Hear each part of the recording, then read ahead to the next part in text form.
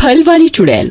एक गांव के बाहर एक चुड़ैल का साया था। वो एक सेब के बाग में रहती थी। जो कोई भी उस बाग में आता उसे वो चुड़ैल मारकर खा जाती थी। जब से मैं इस बाग में आई हूँ मजा ही आ गया है। जब देखो रोज नया मुर्गा आ जाता है। लेकिन चुड़ैल की खुशी ज्यादा दिन नहीं चली। जल्द ही लोगों को पता चल जाता है कि उस बाग में कुछ गड़बड़ है और फिर लोग उस बाग से सेब तोड़ना और बाग में जाना छोड़ देते हैं। अरे ये क्या हो गया है?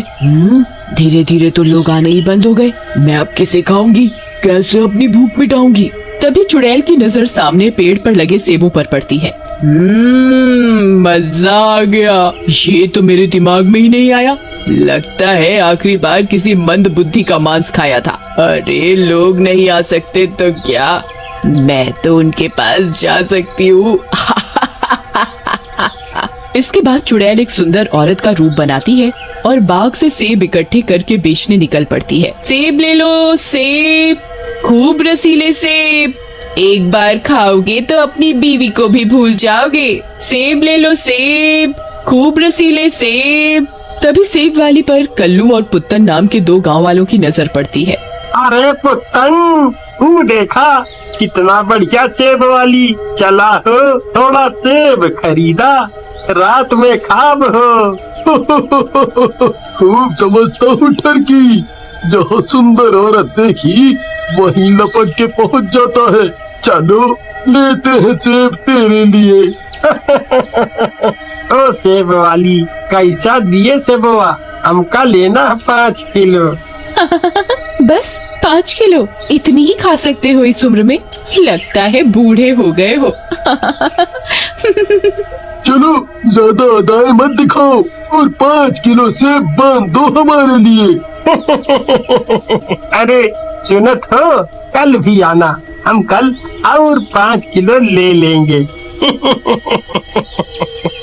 फिर इस तरह वो सेब वाली वहाँ से चली जाती है।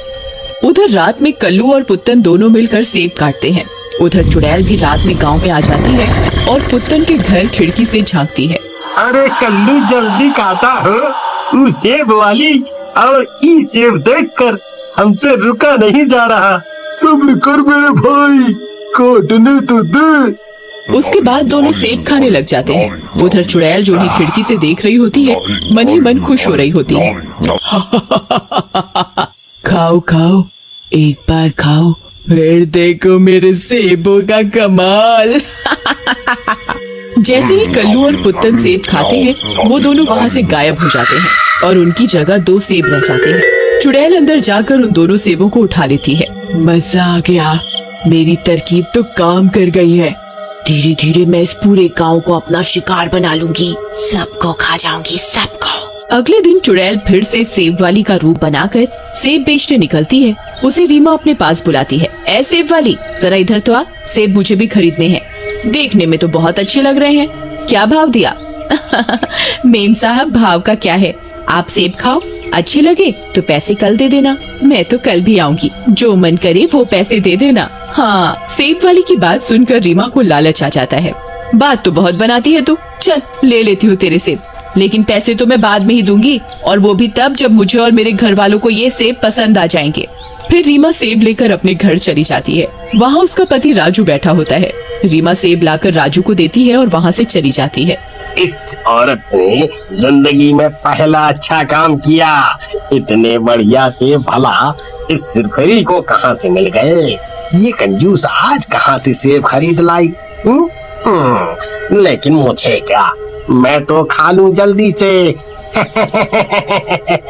राजू सेब खा जाता है, लेकिन राजू जैसे ही सेब खाता है वो भी सेब बन जाता है। उधर रीमा घर वापस आती है और राजू को घर पर ना पाकर गुस्से में आ जाती है। इस आदमी से तो मैं दुखी आ गई हूँ, कब आता है कब जाता है कुछ पता नहीं चलता, आवारा कहीं का। उसी रात चुड़ैल वापस राजू के घर आती है। एक और नया शिकार। जय हो चुड़ैलों के देवता की। इस तरह तो मैं दुनिया की सबसे ताकतवर चुड़ैल बन जाऊंगी। पहले इस राजू सेब और बाकी के सेबों को तो अपने कब्जे में ले लूं। फिर चुड़ैल सेब को लेकर उड़कर अपने बाग में चली जाती है। उधर राजू काफी देर तक घर नहीं आता। इस वजह से रीमा चिंता में पड़ जाती है। ये राजू ऐसे तो कहीं नहीं जाता और रात में तो हमेशा घर लौट आता है, लेकिन कहाँ गया? और देखो तो सारे सेब भी खा गया, भूखा कहीं का। चलो ढूंढो अभी से। हाय रे मेरी किस्मत, कैसा नास बेटा पल्ले पड़ गया है। अगले दिन सुबह रीमा को बबली मिलती है। अरे रीमा बहन, के होया? आंखें घड़ी सूजी लाग रही से। राजू भैया ने सोड़ नहीं दिया के। तभी वहाँ सेब वाली आ जाती है और बबली का पति शामू उससे सेब लेने लगता है। रीमा और बबली खिड़की से उन्हें देख रही होती हैं। अरे वाह सेब वाड़ी, बहुत अच्छे लागे हैं थारे सेब तो। मन में भी लेने का मन कर रहा है, ताजे तो सेना। क्या बाबूजी, आप भी ना बिल्कुल ताजे हैं। बस आपके लिए ही अभी पेड़ से तोड़ कर ला रही हूँ। अच्छा, बातें तो तू अच्छी करे से, लेकिन मैं यूं को नहीं लूं, पहले चेक करूंगा। फिर सेब वाली उसे एक सेब देती है। सेब खाते ही शामू को चक्कर आने लगते हैं।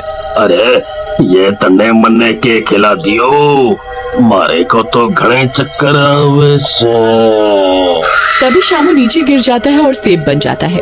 सेब वाली भी चुड़ैल के रूप में आ जाती है और शामू को उठाकर वहाँ से उड़ जाती है। ये सब रीमा और बबली देख लेती है। अरे बबली बहन, मेरा पति तो सेब बन गया से। अब मैं क्या करूं? पता नहीं चुड़ैल उसने कोई फ्रूट चाट में ना खा गई होवे। हाय मेरे पति, बेचारे को सेब बना दिया। मन ने भी कोई ककड़ी वगैरह बना देवे। हाय रे मेरा पति। अरे चुप करो रीमा बहन, अब उसने कुछ भी किया हो शामू भाई का, हम उसे पकड़े बिना नहीं रह सकते, इसलिए तुम परेशान मत हो। फिर रीमा और बबली गाँव के प्रधान को जाकर सारी बात बताती है। अच्छा बबली बेटी, अगर ये सब सच बात है तो हम सब लोग सचमुच खतरे में हैं और हमें अपनी जान बचाने के लिए कुछ करना होगा। फिर प्रधान जी और गांव वाले हाथ में गंगा जल लेकर सेब के बाग में जाते हैं। प्रधान जी, हम कहत हैं क्यों न गंगा जल छिड़क कर इस बाग में आग लगा दे, जो कुछ होई जल कर भस्म हो जाई। हाँ, जैसा तुम लोग ठीक समझो, मुझे तो सिर्फ अपना गांव बचाना है। फिर गांव वाले सेब के बाग में गंगा जल छिड़क कर आग लगा देते हैं। आग लगते ही चुड़ैल का जादू खत्म होने लगता है और गांव वाले जो सेब बने थे वो भी ठीक हो जाते हैं और वहाँ से भागने लगते हैं। मैं ठीक हो गया प्रधान जी, मैं ठीक हो गया। आपने मुझे चुड़ैल का फ्रूट चाट बनने से बचा लिया। तभी चुड़ैल वहाँ आ जाती है और बहुत गुस्से में आ जाती है। अरे और राजू, पहले यहाँ से भाग ले। और देख, तेरी अम्मा आ गई, फिर खुशी मनाना। आगो सब यहाँ से।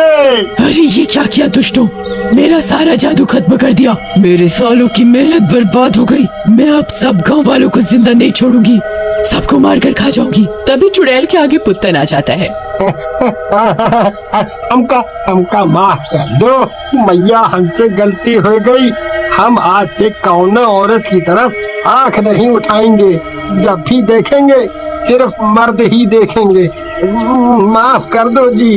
तूने मेरे पति को सेब बनाया ना, अब मैं तुझे नहीं छोड़ूंगी। तो ये सब तेरा क्या धरा है? सबसे पहले मैं तुझे ही मार देती हूँ, फिर बाकी गांव वालों को देखूंगी। चुड़ैल पुत्तन को फेंक कर रीमा की तरफ बढ़ती है। अरे मर गया रे, मेरी कमर, इसका तो कमरा बन गया। बहुत दर्द हो रहा है भाई। तभी तांत्रिक अपने पास से भस्म निकालता है और चुड़ैल के ऊपर फेंक देता है। पाउडर फेंक रहा है मुझे गोरा करने के लिए। चुड़ैल देख तो सही, अभी मेरा जादू। मजा आ जाएगा तुझे। तभी एकदम से चुड़ैल जलने लगती है। अरे तांत्रिक, ये क्या कर दिया? मुझे जलन क्यों हो रही है? मैं जल रही हूँ, बचाओ बचाओ। तूने इन गांव वालों को बहुत परेशान किया था, अब तू तो गई। थोड़ी देर में चुड़ैल पूरी जल जाती है और गांव वाले चुड़ैल के साए से आजाद हो जाते हैं और सेब का बाग भी ठीक हो जाता है।